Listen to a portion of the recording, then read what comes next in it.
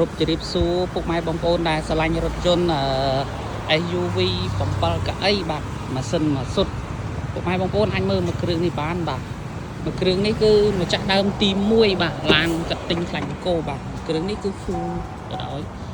ហើយ option ទំនើបអាចដេរបច្ចេកពីចម្ងាយបានបាទខាងក្នុងគឺនៅស្អាតភ្លឹងបាទហើយម្ចាស់មុនប្រើបានតែ 90000 គីឡូទេបាទគឺស្អាតមែនតើ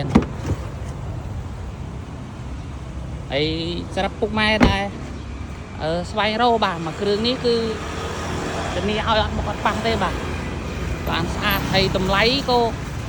ល្អដែរបាទពួក Chevrolet តម្លៃល្អបាទហើយមួយគ្រឿងនេះដែរគឺ Chevrolet បាទ Trailblazer ឆ្នាំ 2017 បាទពុកម៉ែបងប្អូនអាចមើលបានបាទគឺស្អាតមែនតើបាទគឺយើងកាត់បានពីម្ចាស់ដើមទី1សម្រាប់ពុកម៉ែបងប្អូនដែល